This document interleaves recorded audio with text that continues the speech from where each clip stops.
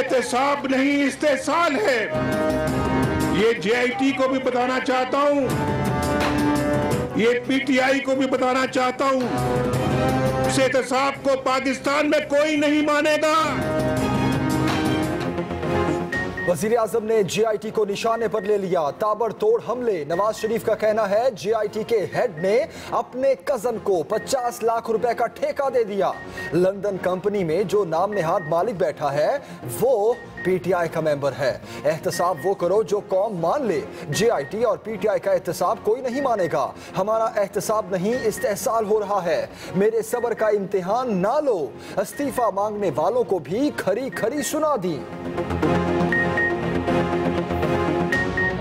रोज सुबह उठते हैं, ये उठने के साथ ही इस्तीफों की भीख मांगते हैं। भीख में मुस्तफी हो जाए, मुस्तफी हो जाना चाहिए, इस्तीफा दे दें। अल्लाह के वास्ते नवाज शरीफ इस्तीफा दे दो। सिर्फ नवाज शरीफ का इस्तीफा नहीं हम अब मांगते, शहबाज शरीफ का इस्तीफा मांगते हैं। क्या नवाज शरीफ तुम्हारे वोटों से वज़ीर आज़म बना है जो इस्तीफा दे?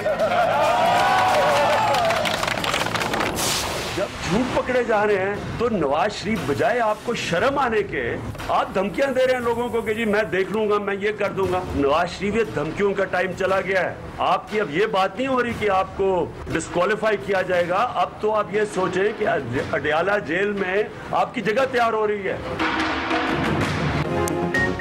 वजीर आजम के निशानों पर कप्तान के भी जवाबी वार। कहते हैं एहतसाब से बचने के लिए धमकियां दी जा रही हैं।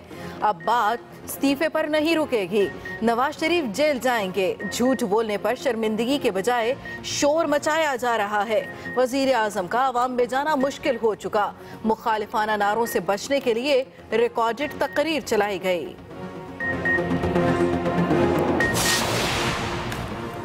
JIT ने बताया नहीं कि नीलसन नेस्कॉल कैसे करप्शन के मामलात से मुंसलिक है। ब्रिटिश वर्जिन आइलैंड ने JIT के खत पर तफसीलात देने से माजरत कर ली। सुप्रीम कोर्ट को अटॉर्नी जनरल का जवाब मौसूल। खत में कहा गया कि कंपनीज के हवाले से किसी जुर्म का नहीं बताया गया। दरखास्त में जुर्म की तफसील और मुतल्लिका कानून का हवाला दिया जाए।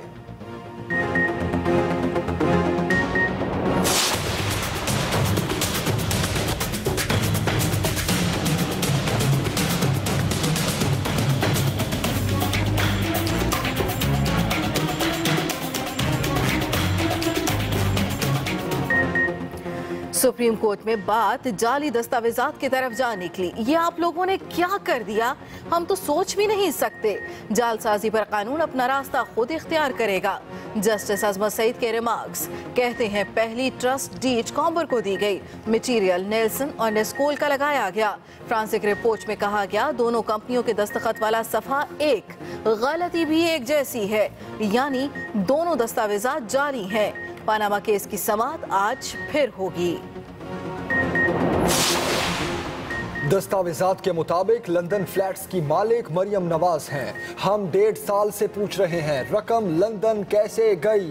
फंड्स के सवालों का इनके पास कोई जवाब नहीं। जस्टिस एजाजुल एहसन के पानामा केस में रिमार्क्स। जस्टिस एजाज अफजल ने कहा कि अगर फ्लैट्स की रकम के जराए मालूम ना हुए तो बोझ पब्लिक ऑफर होल्डर पर होगा। नई दस्तावेजात पर भी अदालत के तहफ्फुज़ात। जस्टिस अजमत सईद ने कहा कि कोई मुसद्दिका दस्तावेज लाएं, JIT पर हमले ना करें। 18 का यार जलसे में कि 18 की तैयारी में इमरान खान को और मुझे शिकस्त देंगे। ओ बाबा 17 में ही फैसला होना है, 18 को भूल जाओ। ऑपोजिशन ने पानामा केस के जल्द इंजाम की नवीद सुना दी। शेख रशीद ने कहा गेम इज ओवर, ताबूत भी निकलेगा और सबूत भी निकलेगा। पीपल्स पार्टी के कमर जमान कायरा ने कहा जिस बुनियाद पर हुकूमत का केस खड़ा था वो आज जमीन बोस हो गई। सिराजुल हक ने JIT रिपोर्ट के हर सफे को करप्शन की नई कहानी करार दे दिया। ये बात भी साबित होगी कि वजीर आजम मोहम्मद नवाज शरीफ किसी भी करप्शन के किसी भी केस से कोई भी ताल्लुक नहीं है। चोर हमसे सवाल करते हैं और डाकू हमसे सवाल करते हैं। चोर और उसका वकील भी चोर। हुकूमती हलकों से ऑपोजिशन पर भारी लफ्जी गोलाबारी। मरियम औरंगजेब का कहना है कि मुकदमा करप्शन का नहीं, इक्तदार की हवस का है। आबिद शेर अली भी पीछे न रहे और कहा कि आज चोर और डाकू हमसे हिसाब मांग रहे हैं। तलाल चौधरी ने कहा कि रोज झूठ बोलते हैं, रात को नींद कैसे आती होगी।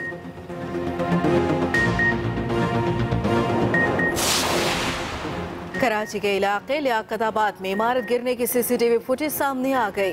फुटेज में देखा जा सकता है इमारत का मलबा करीब मौजूद दुकान पर खड़े अफराद पर गिरा। हादसे में 5 अफराद जाँ बहक हुए। करीबी मखदूश इमारतों को गिराने का सिलसिला जारी।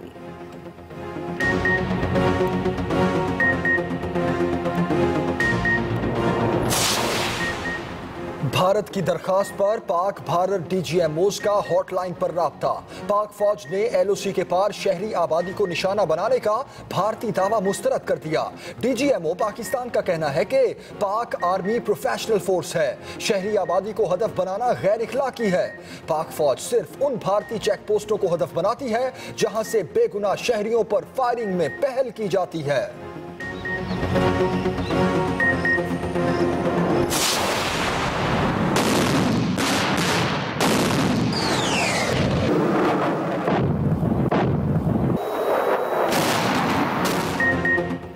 ऑपरेशन खैबर 4 में पाक फौज की कार्रवाइयां। ISPR के मुताबिक 90 किलोमीटर इलाका क्लियर करा लिया।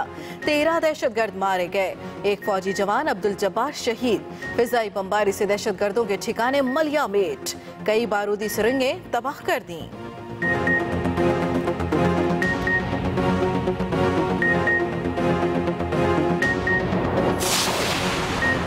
कराची के इलाके खक्कर फाटक के करीब फैक्ट्री के टैंक में 5 मजदूर गिर गए। 4 मजदूर जाँ बहक, 3 की लाशें निकाल ली गईं। एक मजदूर की हालत तशवीशनाक है। फैक्ट्री के 3 मुलाजिमों को हिरासत में ले लिया गया। कराची के इलाके गुलशन इकबाल में डाकू पानी पीने के बहाने बैंक में दाखिल। अमले ने अलार्म बजाया ना गार्ड्स ने कोई मज़ाहमत की। डाकू चंद ही मिनटों में 57 लाख रुपए लूट कर फरार। पुलिस ने 3 सिक्योरिटी गार्ड्स को हिरासत में लेकर शामिल तफ्तीश कर लिया।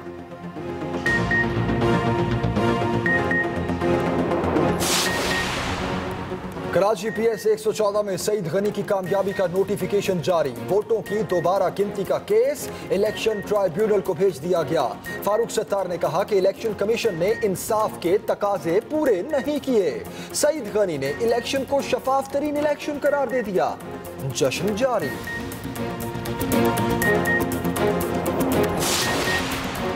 लाहौर के कैवलरी पुल में शगाफ। इंतजामिया ने मट्टी और पत्थरों से सड़क हमवार करके फर्ज पूरा कर लिया। हादसे का खतरा। इब्तदाई मुरम्मत कर दी, बाकी का काम आज रात ही कर दिया जाएगा। तर्जुमान पंजाब हुकूमत की वजाहत। खवातीन से बदतमीजी, शहरियों पर तशद्दुद। सऊदी फरमारवा शाह सलमान के हुक्म पर सऊदी शहजादा गिरफ्तार।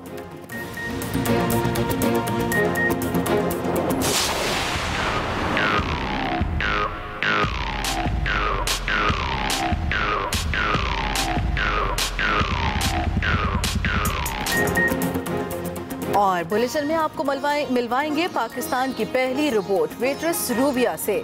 मुल्तान के एक रेस्तोरां में पिज़्ज़ा पेश करने के लिए रोबोट्स का इस्तेमाल। इलेक्ट्रिक इंजीनियर उसामा अजीज ने रूबिया को 6 माह में एक कमरे पर मुश्तमिल लेबॉर्ट्री में तैयार किया।